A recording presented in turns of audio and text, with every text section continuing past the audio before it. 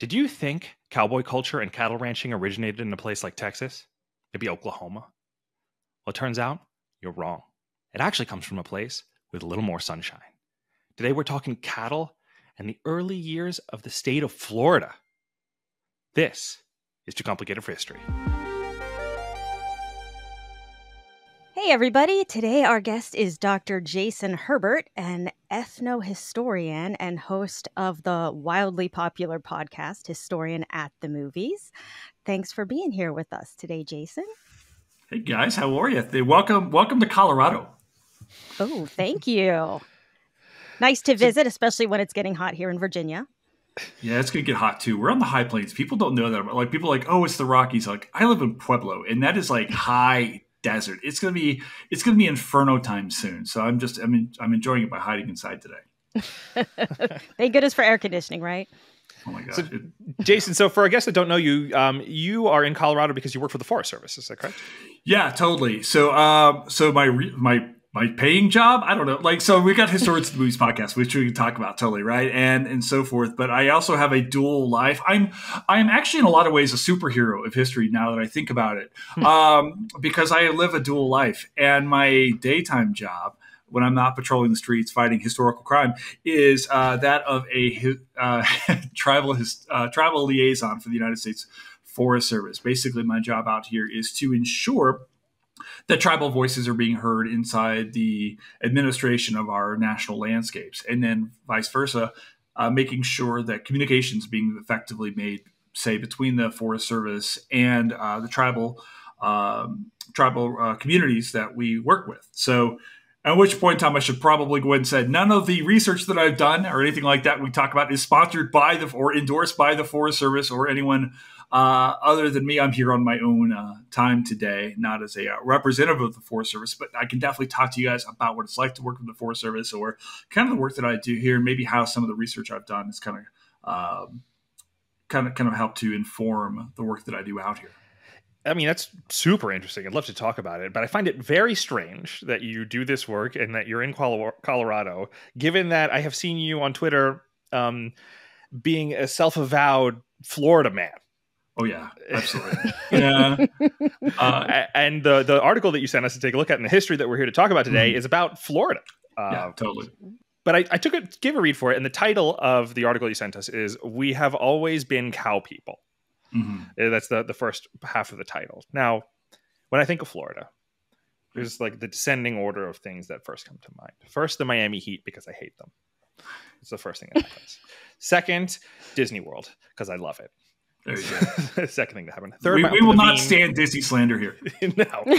Third thing is my Uncle Naveen, who lives near Disney World, who I go to visit when I go see Disney World. Those are the three things. Then Florida men, gators, bath salts, Ron DeSantis, cows, cattle, like way down on the list. Sure, like they're super low, if at all. Do they also, the cows in Florida also wear flip-flops and listen to Jimmy Buffett? Is that like what is up down there? If they're hanging with me, they are. They've got like a pina colada there in the trough, and they're kind of doing their own thing. More of a Jack Johnson vibe these days. Okay. Now that we've had to move on since St. Jimmy ascended to heaven, and or known as Key West. So yeah, it's funny. I was just recording a pod earlier this morning, and it's I think a lot of folks know that I'm from Kentucky originally. I grew up in Kentucky and Louisiana. But in a lot of ways, Florida is home to me. And I mean that with all due respect to my family and things like that in Kentucky and my time growing up in Louisiana. But, I moved to Florida full time when I was in my early 20s and really found myself there in a lot of ways. That really kind of marked this different transition for who I became. And I just absolutely fell in love with it. And as I became a scholar and went back to school and things like that, I realized that these stories of Florida are often not told or they're mistold. And I wanted to maybe see if I couldn't change a little bit. Now, the cattle thing was not a thing that I expected. Like, this was a total accident, which we can talk about how I totally kind of accidentally found this story that has been told, it turns out, by Seminoles for a long time. I feel like in the contemporary discourse, Florida takes a lot of grief, and probably for good reason, right? I mean, for all the reasons you just listed. But it is a remarkable place. place. It is a beautiful place. It's a place full of tradition, full of all kinds of different people. It's an incredibly diverse space. It is lovely. And in a lot of ways, you can't understand the United States. You can't understand American history without understanding that of Florida. So I like to think that I'm part of maybe a small cadre of scholars who are really dedicated to talk about this place that I love. Now I'm in Colorado, but my heart is firmly in the peninsula. And one day I'll return. That's a warning, everybody, because it's home. I think. I don't know. Maybe I'll stay in Colorado and just tell stories from here. Who knows? You ever want to hear God laugh? Tell him your plans, right? So, but I do want to tell these stories of Florida. Sure. At least, maybe get away. Maybe give us maybe a different story than we're used to hearing on Twitter or anything like that. Now, to stop teasing the audience a little bit, the basic the idea is that like cattle ranching and that culture of cowboys and stuff is a Florida product, not like it absolutely is, right? Okay. Yeah, no. I mean that's so I wrote my doctoral dissertation and I'm working on the book right now, really about how cattle changes not only Florida, the landscape of Florida, but the relationships between settlers. I'm talking about the Europeans. I'm talking about relationships between indigenous communities, and then also relationships between blacks who are both enslaved, free, and kind of occupying these really interesting spaces. Interesting is not the right word, but occupying these spaces between. And that's really what I tried to do as far as looking at the story was like, wait a second. Cattle is what's driving Florida history, and that's the argument I make. Is that really it's cattle that help tell the story, and through using cattle and the history of cattle, you can really kind of talk about the changes in Florida, really from the 16th throughout the 19th centuries, and really even to today. The largest cattle ranch in the country is not in Texas; it's in Florida. It's east of Disney World. It's owned by the Mormon Church. It's called Deseret Ranch. It's the largest cattle operations there. The Seminole Tribe of Florida owns one of the largest cow-calf operations in Florida. When you go out into the peninsular interior, it's cattle. It's cattle country. People think about Florida, they think about Miami, or they think about Disney or things like that. But the interior is cattle. You drive around, it's cow country everywhere. I don't think a lot of people are used to that. So when you go up to Texas and say, hey, Florida got you beat, it's the reality. So I like picking a fight. Love it. So is it the Alachua who were the first cow people? Explain Seminole, because I know there's Seminole. You talk about the Alachua. When we're talking about sort of the names of the native groups in Florida, because they get confusing because there's just a lot of different groups and names. Yeah. Well, so currently there are two, and I want to make sure, shout out to my friends amongst the Seminole Tribe of Florida today. Love you guys. I miss you so much. There are currently two federally recognized tribes in the state of Florida, the Seminole Tribe of Florida and the Miccosukee Tribe of Indians of Florida. And if you talk to tribal members, especially of the Seminole Tribe of Florida, they'll tell you we've always been cow people, right? And that I use that quote. That came to me when I first moved back to Florida in 2017. I went down and was invited to meet with Moses Jumper Jr. He's a cowman in the Seminole Tribe of Florida, and he told me, he was like, and I remember we sat on his front porch for like 2 hours before we ever did anything, and he kept calling me Herb because he couldn't remember my name at first. And this is a joke. And Moses was amazing. Mr. Jumper was so sweet to invite me in, and I've had a chance to talk to a lot of other Seminole cow operators, cow folk out there. But one of the things he told me is like, people don't know this. He's like, but we've always been cow people. Cattle, the relationship to cattle really forms in his mind. I don't want to put words in his mouth, but he said, forms the identity, the backbone of what it means to be Seminole. So there are two tribes in Florida now. And if you ask tribal members where they're from, they'll say, we've always been from Florida. And prior to that, but there are many other indigenous communities native to Florida, whether you're talking about Patano communities, Timucua, Appalachia, Calusa, Ayes. There are many more. Florida is, like many other places in North America, an incredibly diverse indigenous space. And at the heart of maybe the story that I try to tell is the formation of this native space around cattle, which is on the Alachua Plains, near present-day Gainesville. It's kind of situated between two rivers, the St. Johns River in the east and the Suwannee River in the west. And it's kind of this plains heartland. People don't think about Florida as having plains, but there's actually a tremendous amount of plains land in Florida. We're actually the flattest state, so take that, Kansas. Just Florida's just taking over today. We do, but our food is better, and Kansans are going to go, yeah, that's can't argue Wichita that. For 5. No, they're lovely people. Not afraid of tornadoes. They just sit out and just wait. They're like, here's where the fun begins. So that's where. And the term Alachua itself, we should probably back up. The term Alachua, the name Alachua, actually refers to a sinkhole called chua, which is a Potano word for sinkhole.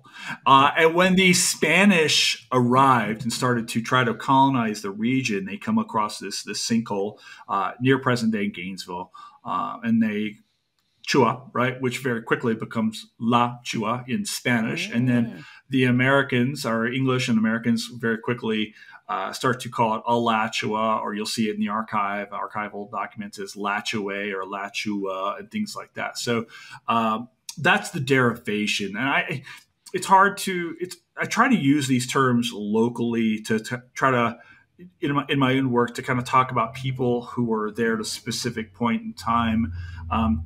The idea of distinctly Seminole and Miccosukee communities kind of develops over time, and these Alachuas, say of the 1750s through 1850s and so forth, are in a lot of ways the backbone, a very important. They're not singularly, right, but a very important part of what becomes a Seminole story of Florida. So that's really where the term Alachua comes from, or when we talk about the Alachua communities. I try to use that as a term to denote a space and say, the Alachua communities really get started around 1750. There are other indigenous communities there beforehand. We can talk about what happens to them as well. Get started around 1750 with the foundation of this town called Cuscawilla by this man called Cowkeeper, very convenient for our story, also known as Ahaya, but we'll call him Cowkeeper for now. It's a little easier for people who are not familiar with the lingo.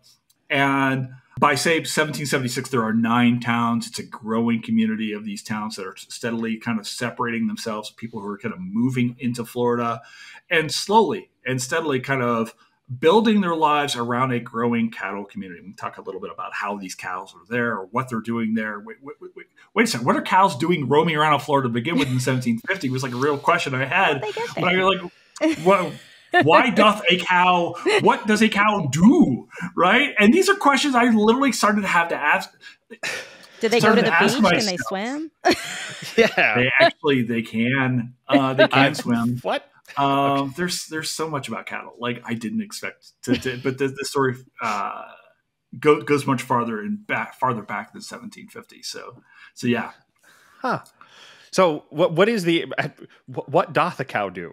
Okay, so here's a real thing I had to do when I was thinking about my dissertation. Right, cattle are an animal that we might consider something called a charismatic megafauna. Now, this is a term employed a lot by Dan Flores, who has written a tremendous amount of books on environmental history in North America, American Serengeti, Coyote America, most recently. So there's a tremendous amount of Wild New World he just wrote, which is tremendous as well. It's a charismatic megafauna. These are large animals: horses, bison, grizzly bears, right? Elk, these kind of elephants, right? Mammoths. These kind of animals, these are large. You kind of look at them, you see like this soul into them and things like that. And people really write about them, especially in the air, especially as these Europeans are coming across like these bison or, these other animals. And just like, wow. And they would write these beautiful things, horses as well. Cattle are different. People kind of take cattle for granted. They don't show up in the archive. People aren't like waxing poetic about their cows, about their bulls. They'll talk about horses and what they can do, or they'll talk about these majestic animals and stuff, mountain lions and stuff like that, they come across, wolves, no doubt. right? But part of the work that I had to do is I started to envision what I was writing about was really to kind of deconstruct what a cow was. I was like, wait a second, these are like, do we even know what a cow is? Like, we take it for granted, it's true, right? But where do these animals come from, and what do they do to an environment, right? Right. And listen, a story I often tell about Florida is, I often try to look at cattle in a lot of ways, the introduction of cattle into Florida in the 1500s as that of an invasive species, right? If you know anything about Florida history, you know that we are prone to the introduction of exotic, destructive pests. We've got pythons, we've got lionfish, we've got iguanas, we've got people from Jersey. It's all prone equally to dangerous. take over. Some more than worse. If you're once they get their roots in, now, some guys out there. Yeah, there's some guy out there in a Yankees hat right now going, "Hey," I'm like, you know. Anyway, so but this is a weird aside. My favorite pizza place only has 2 locations. It's in Brooklyn and in Miami. Those are the only 2 places. There it is, right? Yeah. I say this bad because I was just celebrating the migratory history of Florida just like an hour ago on another podcast. I was like, I love it. Says this diverse place. People come from everywhere. And I was like, I hate it. Know your audience, folks. Play to the hits.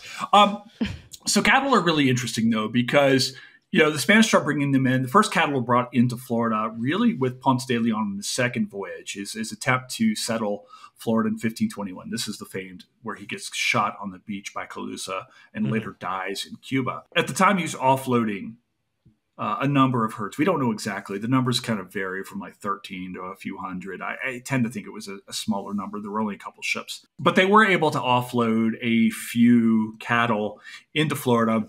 And this makes sense, right? You watch a space movie, a spaceship film, right? Whatever. Anytime anyone goes to a place, they always bring with them food, right? They're got to go colonize. The whole idea is like the whole idea of colonizing a place is to take this new space and make it similar to your own, right? And this is like you'll see this, and there are a number of books that have really kind of talked about this. Creatures of Empire talks about this really, really, really well. Alfred Crosby's work has really kind of talked about this well, right? So it shouldn't be surprising that cattle are part of this. And these cattle actually come from this area of Spain called Andalusia, right? Where they are kind of grow in this kind of arid climate there.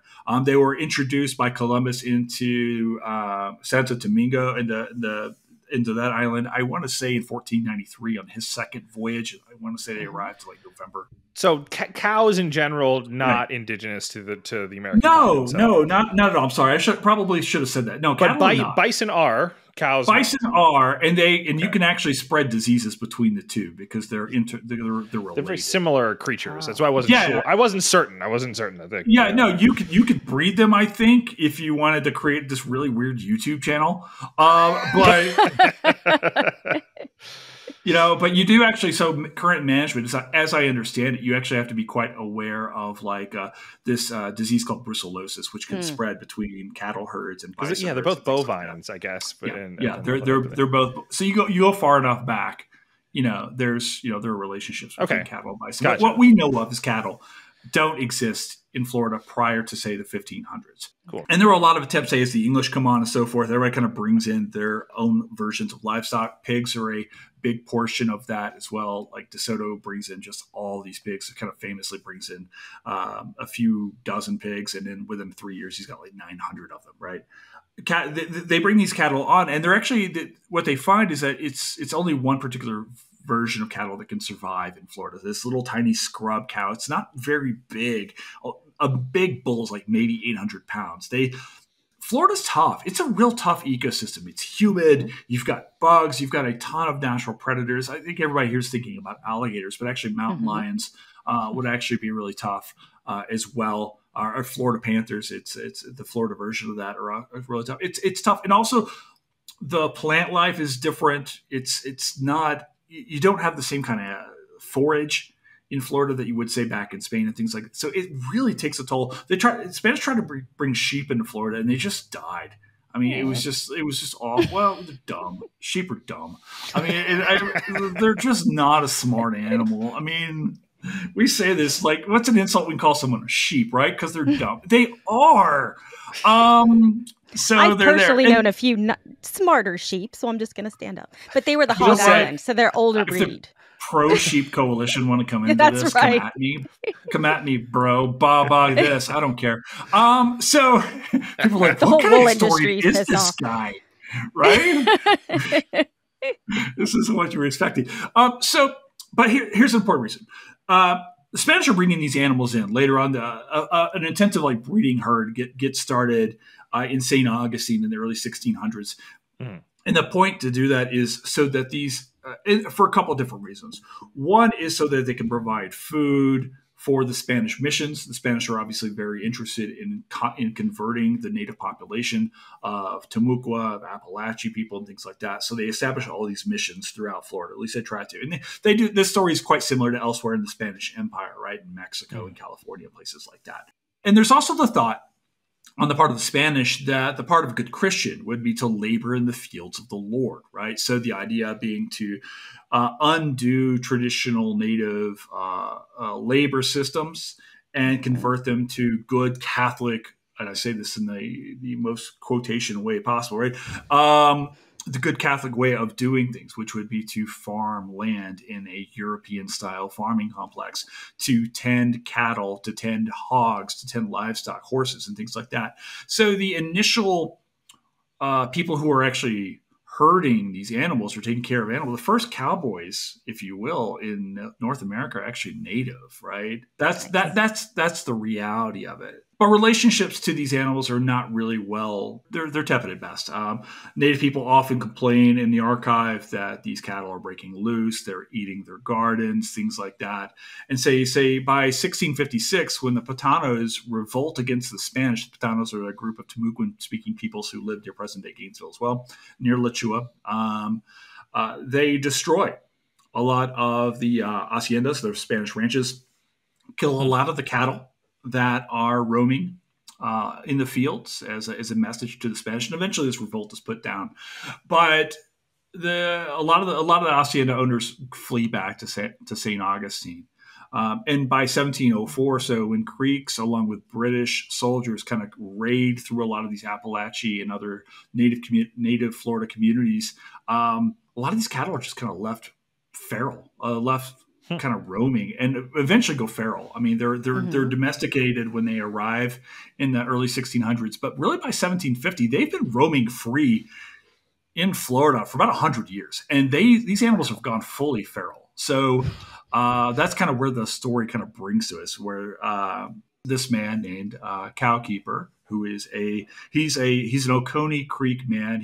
We know that Cowkeeper is part of a town of Creek. I should probably backtrack. He's a member of the Creek community, and we should say the Creek Indians are kind of local to present day Georgia, Alabama, North Florida. There's an incredibly diverse community as well, but he has kind of wanted to separate himself from these other Creek towns, and along with the families that go with him, reestablish themselves in Florida. And I think that the reason why he does so, Cowkeeper himself had kind of warred against the Spanish alongside the British in the decades prior to 1750. He knew what was in Florida. He understood the terrain he saw there. And I think what he saw in Florida was the ability to separate himself away from English encroachment in Georgia, separate himself from other Creek towns in Georgia and Alabama, and also the ability to kind of maybe monopolize this area and its hunting grounds for whitetail deer, other animals, as well as these feral cattle, which by 1750 had started to become part of the economy throughout the native South. Creek towns had them, Choctaw towns had them, Cherokee towns had them as well. But I think really what separates this Alachua community, and here's why it's different. People are like, wait a second, other native groups had them as well, right? Absolutely. Cowkeeper himself had tended cattle in Georgia. But what I think makes a difference is here is a town, an entire town that is going to up and move itself by 1750. And part of that is to actually go to the cattle. Everywhere else where we see cattle introduced into native communities at this point in time, where these people were kind of taking these animals from like English settlements and things like that, maybe bringing them into their communities. Here's a place where you're actually relocating to be close to, say, these 10,000 head of feral cattle. This is a significant number of animals kind of roaming free.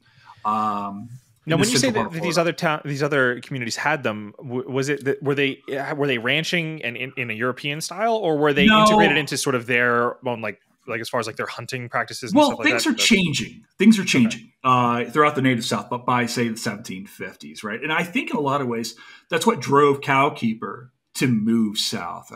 Later on, by 1812, there's going to be a massive war amongst the Creeks called the Red Stick War, the Creek Civil War. And much of that is driven by concepts of Americanization, this rapid changing of what it means to be Creek, how much property to own, how to own property, who owns the property. Traditionally in Creek culture, it's women. It's a matrilineal society. Women are the ones who actually owned the property. And I think that in separating themselves from, say, the rest of these Creek towns, they were trying to buy a little time and maybe hold on to traditional Creek customs. And I think when you look at historiography, traditionally historians have looked at this movement. This has been talked about for a long time now. This movement into Florida is quote unquote the Seminolization of Florida. It's been often called that when Cowkeeper makes this move. This is really kind of the start of that, if you will. And sometimes I see it as that, but I also see people say, wait, well, now we're creating something distinctly Seminole, or what will eventually become distinctly Seminole. But I also see this in a lot of ways as Cowkeeper's attempt to remain distinctly Creek, which is to preserve his local autonomy, not take orders from other towns, to be able to continue to hunt and farm and war and do the things that it means to be Oconee, but now you're doing it as an Oconee in Alachua, and now you become, say, Alachua, say, versus an Oconee. And I think cattle provide that opportunity to do so. So that's where I kind of start to see these stories starting to go. So you have these huge herds of cows, large herd of cows. Obviously, you eat some of them. They could be food, but do they sell them? Do they trade them? So what do they do with the cattle? Yeah. Okay. So, Isaac just asked about like, what's a relationship? And I meant to get to that, but I'm also, in addition to being in addition to being a historian, I'm also a complete space cadet. So I will go on these long tangents and not actually answer the question. Okay. So here's the relationship. It's still one of hunting. English are one of the things that drives native people nuts is that the English are doing this open range ranching where they just let their animals go, right? They're not fencing them in like they would a farm or something like that. So they just let their cattle or their hogs. These are the two animals you see native people complaining most about. And this isn't exclusive of Florida or Georgia. You see this throughout the English and Spanish colonies. They're just like, native people have kept real gardens and very meticulously kept gardens of corn and beans and squash. Turns out cattle like all of these things. And native people would say, wait a second, this is a real source of conflict between indigenous communities and Europeans throughout the colonies, no matter where you are. So they weren't really the people who kept these animals didn't really fence them in either. In Florida, what we know of a Cowkeeper, and we've got this throughout the records very, very very well, is that whereas these Alachua communities kind of saw these animals as theirs, right? Because it's on their hunting lands, it's tradition, their power dynamic, they would go and hunt them. And the word in the language for hunter is oboye.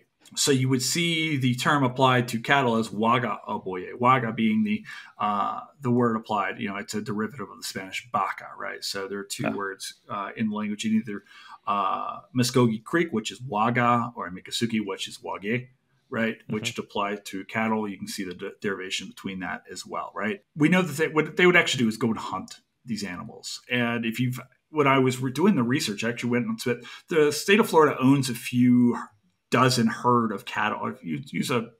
Owns a few herds of cattle, of these cracker cattle is what we call them now, near Micanopy, Florida. And I went out and spent time with these animals. I went out to these ranges to see how they operate, to see how these animals lived, and they're spooky. I mean, they spook off right off. They hang out in the trees. They go out and hang out in the pine forest. They got these very short little horns that are kind of close by, so they can navigate. They're closely related genetically to Texas longhorn, but you can't get into a Florida pine forest with these big long horns, right? So they got these very short little things here. You got to go hunt them. And when they go into these woods, they're hard to find. I took pictures of them to get a sense of how hard it is to see these animals. You got to go find a cow. You actually have to hunt these animals. So initially, the relationship in the 1750s, 1760s, 1770s, all the way into the early 1800s is one of hunting these animals down. After the American Revolution, things like that, when you would have British traders, Penton and Leslie Company, talking about the relationships to Seminoles or to black communities, we're going to go get some cows and we'll drive them in to you. Cattle themselves not often eaten early on in the 1750s. Native people are still kind of adapting. They will eat them, right, in the records, but more often than not, things like white-tailed deer, gopher tortoise in Florida. These are going to be your primary foodstuffs. Again, cattle are kind of foreign. It takes a little while to really adapt this. I think in 2024, we look at this, it's obvious, of course, you would eat a cow. But if it's not as much. It's still kind of this thing. It's also kind of, I think in a lot of ways, these animals sometimes kind of look a little sideways. That's what the Europeans eat, Yeah. Yeah. So in 1774, this guy, William Bartram, comes to Cuscowilla, comes to meet with Cowkeeper himself. But Cowkeeper gets this, right? So when Bartram comes, he's this Pennsylvania Quaker, he's this naturalist. He orders a couple of his beeves killed, right? He's like, I'll throw a big feast because he gets it, right? So he can utilize this animal when he hosts dignitaries or hosts guests or things like that, Europeans or whomever. He's like, this is what they eat. This is what they're expecting. So we're going to slaughter these animals and use them in our diplomacy, because that's what you're doing when you're hosting people, right? You're having these diplomatic venues, you're trading, things like that. You want to make sure they're having a good time, right? So you're having some of your animals slaughtered. So, over time, Alachua has really mastered the use of these animals, I think, in ways that may be different throughout the Native South. Absolutely, other communities are utilizing these animals, but it feels to me that Alachuas, more than anyone else, are really starting to center themselves around the mastery of these feral cattle. And over time, especially after the American Revolution, you start to see a change going from, say, cow hunting to cow ranching. And there is absolutely a change that happens, say, after the American Revolution. Yeah, I was imagining when you said cattle hunting, it's not like a bunch of Holstein or Angus that you could go in and tip over with a bunch of high schoolers, right? You actually do have to hunt, yeah. You actually do have to catch them. I don't know anyone who's ever actually been cow tipping, but I'm from Philly. I don't know what all those Philly cows. From Philly, you don't know what a tree is, so I get it, right? I've been to Philly. We can get into it later. I've been my shots, So it's fine. People in Philly are like, "Hey, I thought this was about Jersey." It doesn't have to be fine. It doesn't have to be fine. Okay. I can say it's not fine. You can't say it's not. Okay. Fine. It's that thing. Listen. If I want to go to Philly, I can just go back to West Palm Beach. So it's fine. But I continually see that what you end up having is the continual formation of more indigenous communities on these Alachua plains as a result of the access to these cattle. Now, there are other things too. By this point in time, a lot of indigenous communities are complaining throughout the Native South and elsewhere that the deer herds are getting absolutely shot out. And they're part of this mechanism, right? They are trading on deer skins and things like that. But they're like, look, these numbers are getting scarce. The deer numbers are going down. We've done Florida an episode on the deerskin trade. Mm-hmm. If after you're done listening to this episode, everyone listening, go listen to that. Lynn's husband, Bo, was chatted with us about how the magnitude of the deerskin trade. Right. It is in the millions of pelts, like tonnage of skins that are getting transported back to Europe. So the scale of it, what Jason's talking about, is huge. So it makes sense that they're getting lower in numbers because they're killing all of them for the pelt. For trading. their deer going away. Now, obviously, we know they don't completely go away, but the numbers are way down. And this is causing a huge problem. And I think Cowkeeper and these other guys are looking at this going, wait a second, there's this other resource here. Mm-hmm. And cattle by, say, the early 1800s have not and do not replace deerskin as the prime trade. But it's apparent that that's where it's going. When you look at Florida, and this is a thing that the Europeans always struggled with.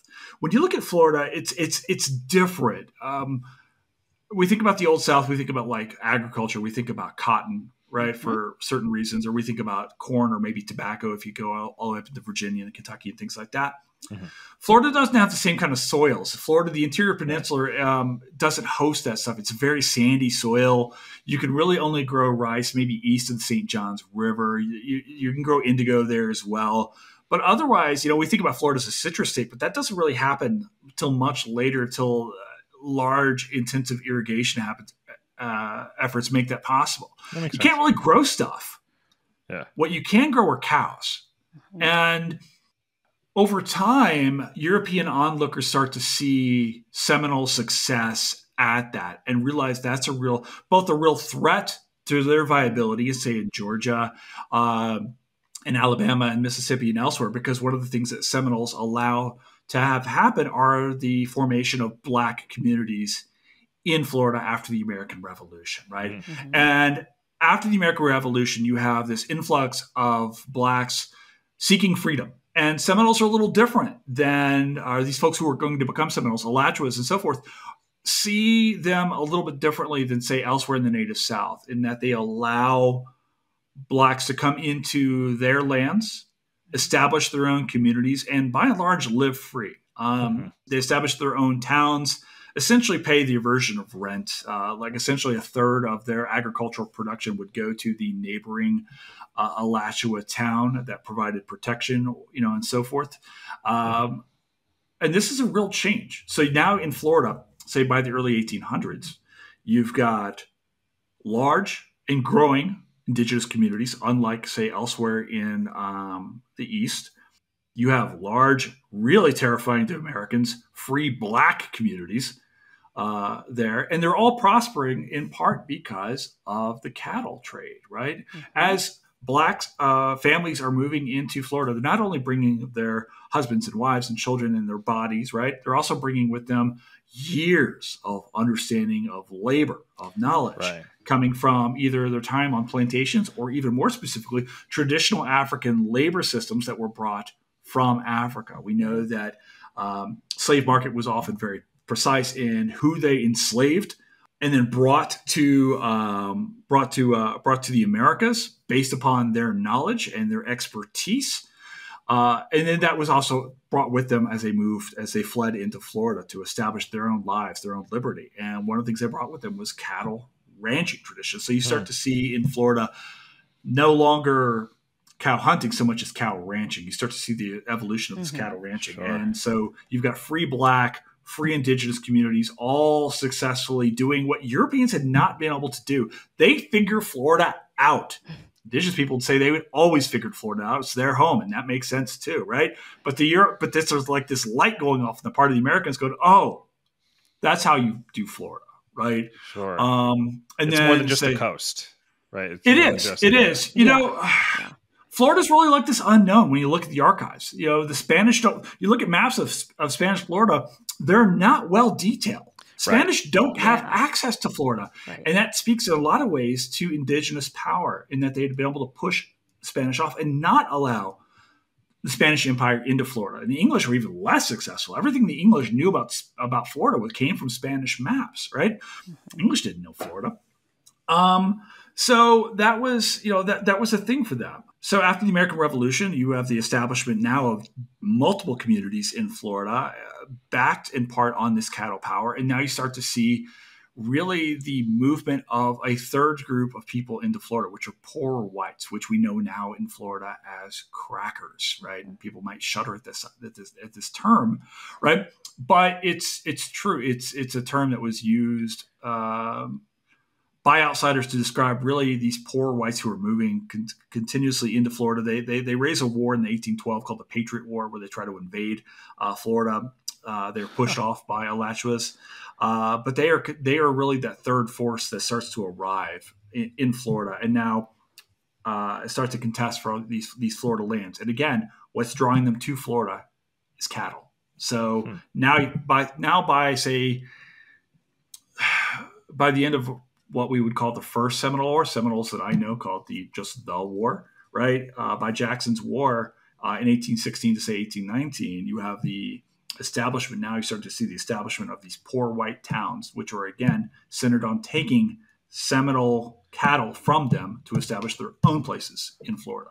So the establishment of American Florida is entirely based upon who controls cattle and pasturage.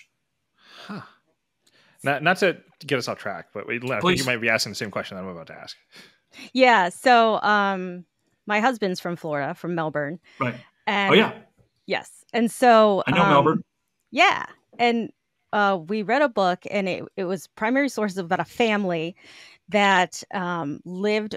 They were actually from New York, but they went to Florida around the First and Second Seminole Wars. Right. And in several letters, he was stunned by this. They used the term cracker. So the young lady would say, "Oh, these crackers," and which was just, I didn't know it went back that far. This is like the 1830s. Really where it comes from? Like, because I've heard so many exactly. But where did that come from? Like, why are they saying cracker? Term? That's actually Okay. Do you know? All right, so forget the cows. Let's talk about the pseudo slurs or whatever. Well, it's really an interesting thing. Because even today, so one of the things I would direct our listeners to do would actually Google a company called the Florida Cracker Trading Company. This is absolutely a fascinating story. If you go and look at their website, they're an apparel company, a lifestyle company, if you will, not unlike, say, Guy Harvey. You see a lot of lifestyle stuff for fishing and stuff like that. Florida Cracker Trading Company, if you look at their logo, it's a logo of an inverted boot in the shape of Florida. And it says established 1521. Right. So, and one of the things it says is the original Floridians. Right. So one of the things that Florida Cracker Trading Company is saying is that the original Floridians are white cattle farmers. Now, this is a whole bunch of nonsense because the original Floridians are native. Right. The cattle farmers they're referring to are not Spaniards who were defeated by the Calusa in 1521, but they're actually referring to a process that takes place 300 years later with the arrival of these poor white people from Georgia and South Carolina. Now, there's a lot of mix over the etymology of the term cracker, right? Generally, we think it refers to the crack of a whip that was used to drive cattle. As people moved into Florida, these poor whites moved into Florida, they would drive they often come with like 1 or 2 or 3 or 4 head of cattle and drive them with them. And they're essentially moving to a place just like everybody else did. In a lot of ways, what happens in Florida is very similar to what happens in the West several decades later. But the term cracker kind of refers to the crack of the whip that these people are making to drive these animals. So I've also heard that it's actually used to the whip is used to tell the dogs to drive the animals, but essentially it's used, and there's other versions of this, corn cracker, things like that, used to refer to the kind of foods that poor people eat. But essentially, what cracker refers to are just poor white people who are moving into these areas over time. The same thing happens here with this term as a lot of other pejorative terms, right? Like Cajun, right? Is that it is taken by the people to whom it is applied, and then they use it as their own nomenclature and use it and say, no, this is exactly who we are. Yeah. So if you're in Florida, and I remember having rows with this with my advisor when I was writing my dissertation, David, if you're out there, thank you for the help. No, David was amazing. He really pushed me to think about this in a lot of different ways as I was writing my dissertation. He was tough. He was fair, but he really pushed me to think about things in a different way. But one of his questions is like, how can you write this word, this cracker? It's a negative term. And I'm like, you have to understand Florida is actually is understanding this term. The term cracker is ubiquitous in Florida, especially if you're in Melbourne. Go 6 miles west. and you are in cow country in Florida, right? And it is a term that's worn. Florida cracker is a thing. There are cracker-style homes. The cows that we're talking about are known colloquially as cracker cattle. The horses that are used to drive these animals are cracker ponies. And it's an important part of the story. There's a story. There's a book called A Land Remembered. When I tell people I'm a Florida historian, people are, if you've read A Land Remembered, and every Florida historian I know goes, oh God. Woo. Yeah. And A Land Remembered kind of tells this fairy tale of pioneers who move into Florida and establish themselves amongst Seminoles and via cattle erected themselves into an empire into like the 1960s and 70s. I often refer to it as a land misremembered because it is entirely a myth. But what is real is that Floridians have really taken these stories and embraced them as their own, especially rural Floridians. Again, Florida is more than Miami and Orlando and Tampa and Tallahassee. It is this incredibly rich, diverse agricultural space, and cattle make up a huge portion of Florida's identity.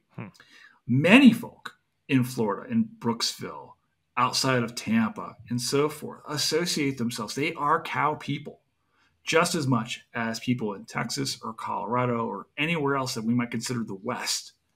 Florida has that. In fact, the thing I argue in this is that the traditions in Florida predate those of the American West by decades, right? And cattle are central to the identity of what it means to be a Floridian for so many people. So then we get into these questions of like, what do we do about climate change? What do we do about mass farming? What do we do about these things? Well, we've got to think about who has access to these animals. What does it mean to identity? Who gets to make these claims about being here and getting to use these animals? Understanding that cattle underwrite the story of Florida is a really important part of the story. So, yeah. So that's a long-winded way of saying how we get into the term cattle, right? And frankly, we want to, if you really want to get back to the term, even, and cattle have this really interesting relationship to the name Seminole and also Maroon as well, right? If you go into the Spanish lexicon, there's a term called cimarrones, right? It means runaway, and it refers to the cattle in the Spanish islands who are running away into the hills, getting away from the rest of the herds, right? It is this is a term that gets applied to these Alachua communities. You might ask, like, how do we get from Alachua to Seminole, right? Other Creek towns are using this term. The English are using this term to say the cimarrones, the Seminoles, right, are moving away from the rest of these Creek towns. Well, there's no R in the Creek language. So cimarrones very quickly becomes Seminoles, which eventually becomes Seminole, right? More to the fact, these free black communities, what's the word for that? Maroon. What's the root of maroon, right? Cimarron, right? All of these things are actually kind of tied together, these ideas of freedom and so forth. Even these crackers, right?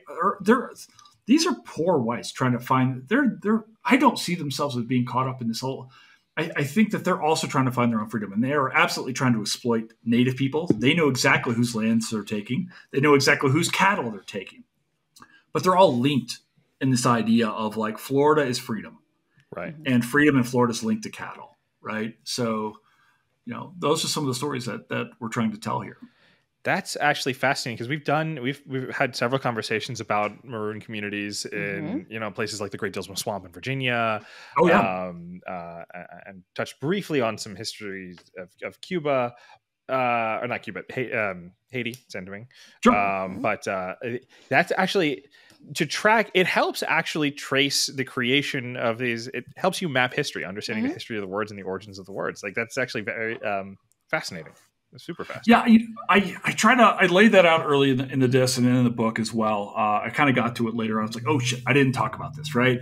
But the etymology tells a larger story about migration, about settlement, about identity, and relationships to land and resources, right? And how people are viewing.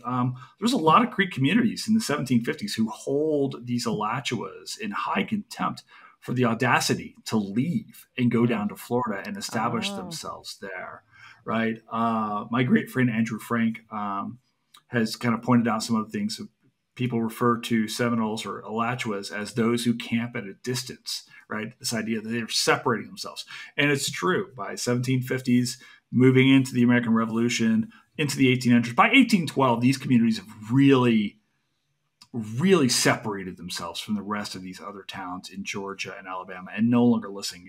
You'll see in council what we have as far as in Creek communities records, people complaining in talks are like, these guys don't listen to us anymore. We know what to do.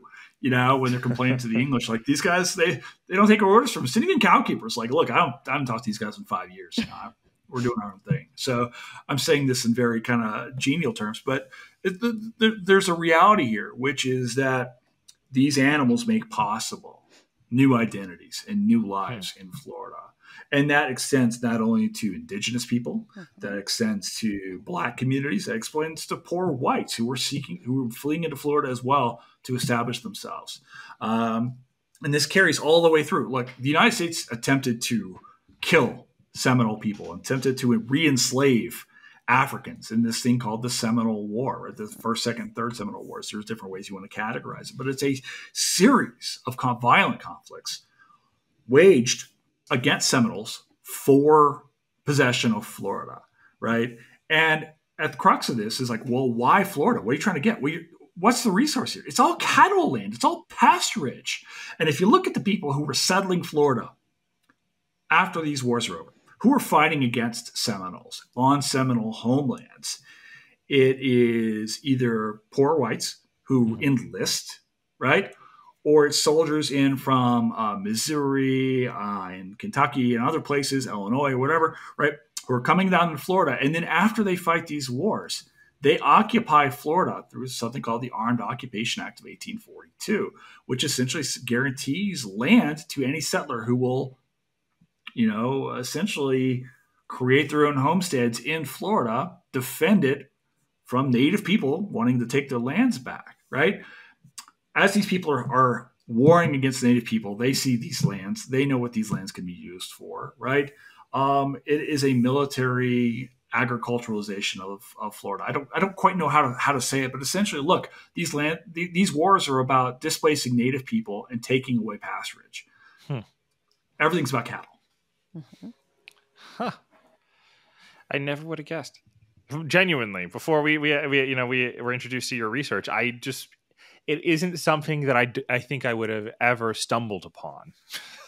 I think it's time to make the first Florida cowboy movie. I mean, the first. Well, I tell you, Isaac, I stumbled on it too. Lynn, I stumbled on this story too. I'll tell you how I came across this. I was writing a paper at Wichita State University on the war, and I remember coming across a newspaper clipping that says that Osceola had an encounter with this American general, Edmund Pendleton Games, and he had the Seminoles had at this point in time, this is say 1835, early 1836, had surrounded Edmund Pendleton Gaines's troops and really kind of held them at siege for 8 days. And at this point in time, the Americans are having to eat their dogs, they're eating they're starving in Florida.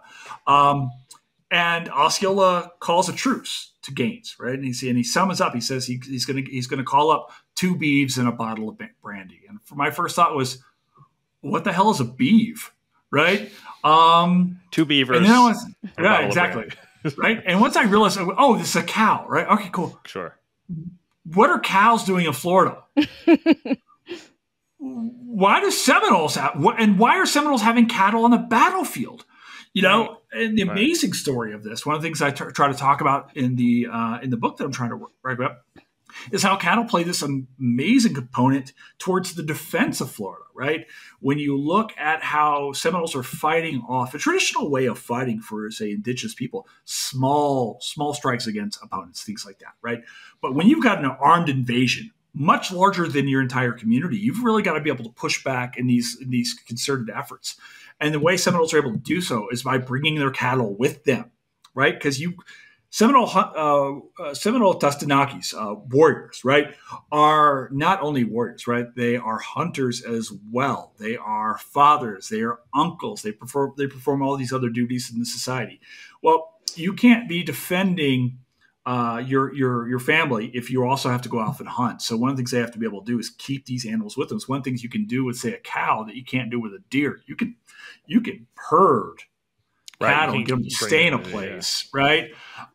So they become this very valuable component in pushing back American advances into Florida. That makes so much sense. That makes so much sense, especially because Americans, like, there's some specifically having to do with during the American Revolution, American strategy that they figured out is that you got to go burn where like the logistical supply centers of what these native communities are, which oftentimes was like where everyone was living, because those were the gardens. That's where all of the food was coming from. Right. Totally. This makes so much sense that they were more successful because they're bringing the food with them away from the families and the home. Like, right. So it's one, you're taking the threat away of like, they don't have to necessarily attack where the families are, but you make your food more accessible. That logistically makes so much sense as to why they were more successful.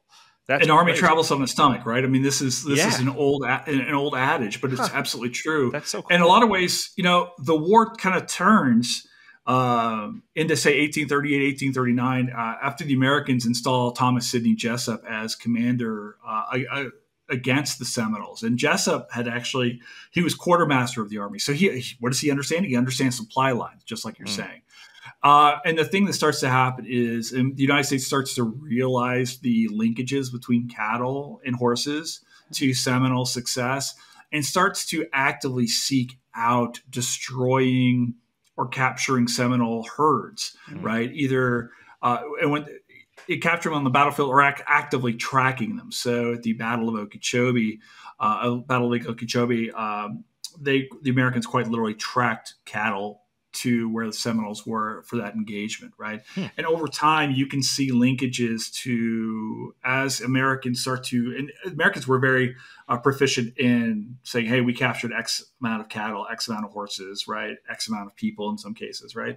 And as those numbers continue to increase, you can also see that Seminole successes against Americans start to dwindle as the Americans just gradually overpower Seminoles into early 1842. Eventually, there's just so many Americans. It's difficult to withstand that overwhelming force, especially after your cattle have been taken away. You're eating on the run, and there's not a shell station. You can't just pull in. You've got to hunt. It is a. I don't mean to minimize this. I don't want to make justice, because what the United States did to Seminoles in this war was absolutely awful. If you go back and read the archive, I don't want to repeat those stories here because they're too traumatic to talk about. But if you go into the archive, and they're easy to find, the generational trauma that was inflicted upon Seminoles exists today. Tribal members I know today still talk about these wars and still look at the United States with a very healthy skepticism. And I don't want to speak for the tribe themselves. So that's not what I'm here to do. But I would tell you that throughout indigenous communities, the legacy of warfare, of attempted genocide, of forced extirpation, of moving them from their homelands is still very real, still felt throughout many indigenous communities. The folks that I know talk about it to this day. And that only happens if you are inflicting a tremendous, almost ununderstandable amount of trauma onto a people. And has ramifications all the way today. And, it was awful. So trying to circle back here to talk about how this works back. But, a lot of this had to do with, the United States just trying to take from Native people what they had. Cattle were part of that story. And their identity, because we're talking about how that's essential. Or at least they saw themselves as cow people, and then they essentially lose the land, lose the cows. Now you sort of have to rethink how you define yourself. Well, yeah, there's this really amazing coda to this story. By 1858, by what people kind of refer to as the Third Seminole War, the United States is almost is moved. It's either killed, murdered, or violently displaced most indigenous Floridians from Florida into Arkansas. Some folks have gone all the way down to my next door neighbor is this wonderful guy who is descended. He's a Seminole Comanche, and it was one of the great stories. Like he and I met was like finding out that he was descended from a group of folks who had gone with Coahuila into Mexico. But by 1842, by 1858, most Seminoles are no longer in Florida. There's only a few hundred folks here, and I'm talking a couple hundred. Wow. And these folks are living on the raggedy edge in a lot of ways. They have been driven down deep into the Everglades, which is so important now that we get Everglades water right. When I talk to my friends in the tribe, they'll say, hey, the Everglades are important because the Everglades saved us, right? It's the one place the Americans just couldn't get into. And I think that's really important to note. This is in a lot of ways Holy Land. This is a place of salvation. So when you look today at like contemporary issues over pollution, climate change, global warming, saltwater intrusion, stuff like that, the Everglades have to be protected. End of story. It absolutely have. And many Miccosukee and Seminole leaders have been on the very forefront of that. So what happens, absolutely, Lynn, is like these few folks, you can't graze cattle that you don't have on tree islands in the Everglades. It just doesn't happen. Now, there are a couple animals. I found records of maybe a couple here and there, and there are a few folks who kind of survive up near Lake Okeechobee. These groups have been dispersed. It is a hard life for a lot of folks. I don't want to paint a romantic picture of living in the Everglades, and this was a really tough existence for folks. What happens, though, there's a coda to this story, though. In the 1930s, the United States, part of the New Deal, part of something called the Indian New Deal, the United States starts to reintroduce cattle onto the reservations. Up near Brighton Reservation is up near Lake Okeechobee, and there's Big Cypress Reservation, which kind of sits on top of the Everglades and full of just the most wonderful human beings you ever encounter. They start to reintroduce cattle onto and you start to see the resurgence in a lot of ways. This provides a new economic activity or enterprise for Seminoles, who really kind of rally around these animals. My great friend Steve Osceola talks about his grandfather, and how he really he was a Creek man who came over from Oklahoma and then married into a Seminole family here in Florida. And what cattle meant for his family, what they continue to mean for his family, right? And you see these this identity, like we're cow people, man. Yeah. This means something to us, especially now, because I think outside of Florida, maybe people hear the name Seminole or something like that and think, the university, Florida State. They think Florida State. Maybe they know something about Hard Rock or the tribe's successes with that and stuff like that, but it was really the reintroduction of cattle in a lot of ways, and Seminole mastery of that kind of offered a new, a new avenue, revitalization, if you will, in Florida. Now that's my take on it. Other folks may have other takes and stuff like that, but I see cattle as part of this long legacy. My friend Cheyenne tells me, she also said when I was talking to her about this book, she was like, we've always been cow people. I mean, she said the exact same words that Moses Jumper had said years earlier. And Cheyenne, when I met her, was 25. She's one of the most amazing people I've ever met. Said the exact same words, right? These animals mean something. They don't mean something just to Seminoles. And I want to make sure that this story is clear, because when I first envisioned the dissertation, it was largely a Seminole story. But I think that when I talk to tribal members, when I talk to ranchers in Florida, this is an animal that in a lot of ways unites people now.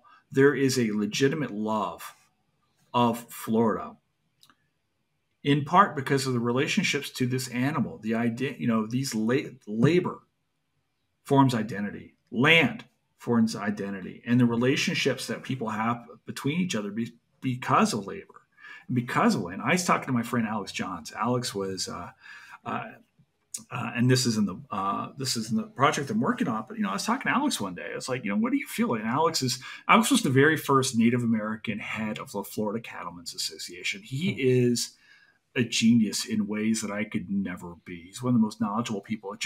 It's so kind and so welcoming. And I remember when I went to him, I was like, Alex, what do you feel about these folks saying, "Oh, we're Floridians, we care about this place"? Well, he goes, "Yeah, they do. We like them."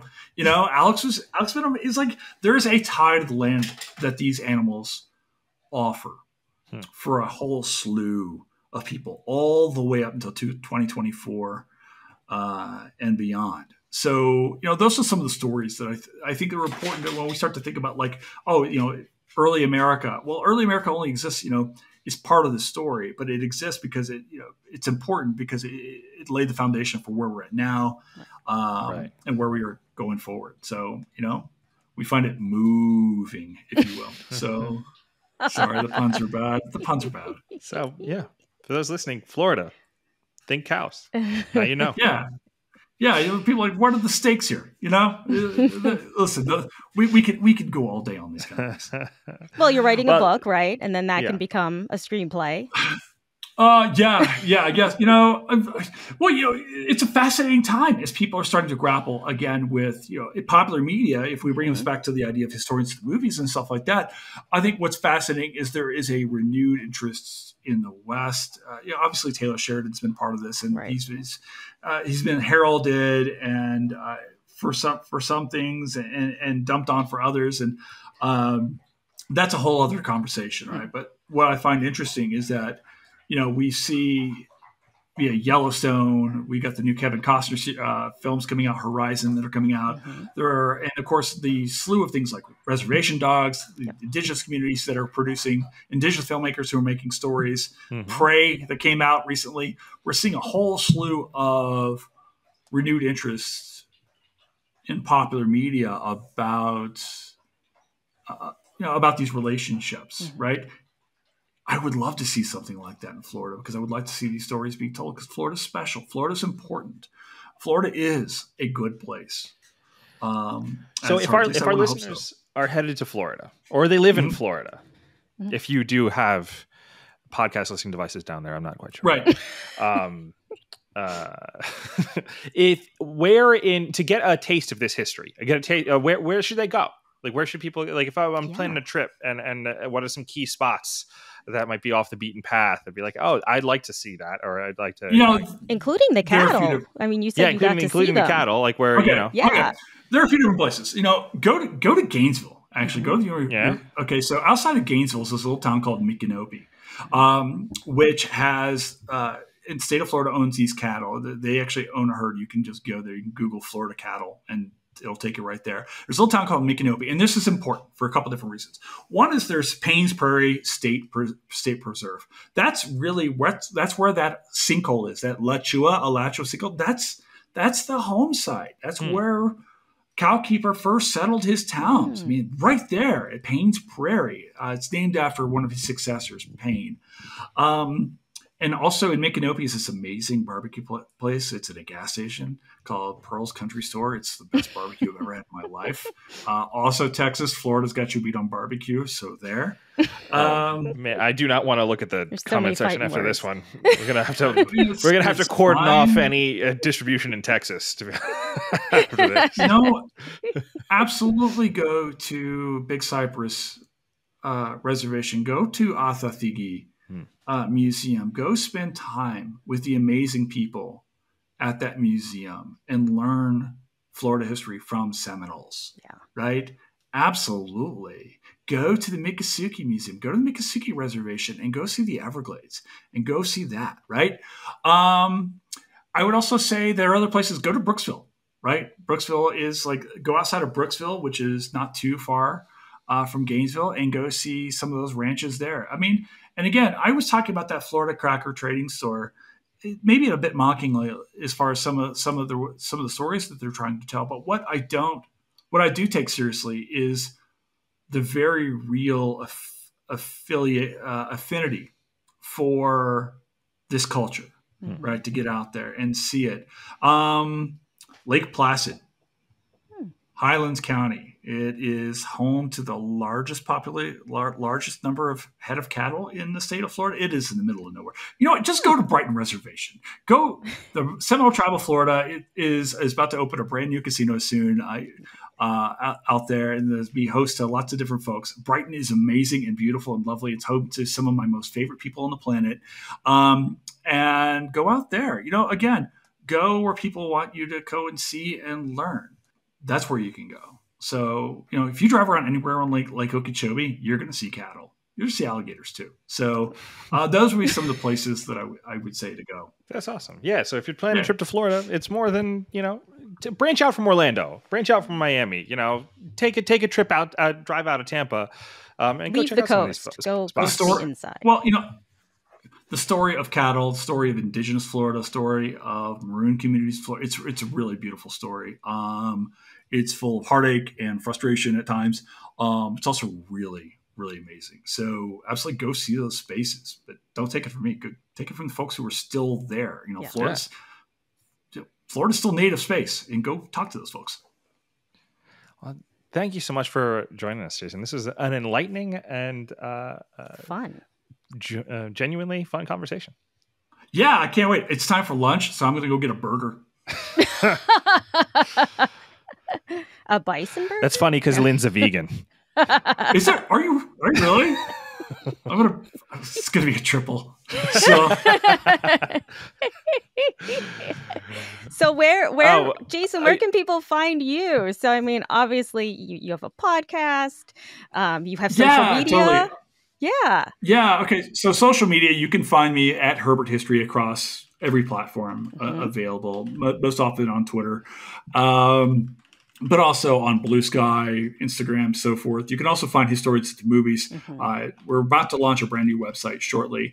It'll be at historiansatthemovies.com. Or you can search for the hashtag HATM. It's also an easy way to find me. So those are the easy ways to find me, more about me and stuff that I'm into. And look, you know, you'll often find me talk about movies and history and things like that, but any number of other stuff that comes away, whether or not it is Coke versus Pepsi or my hatred of the state of Indiana.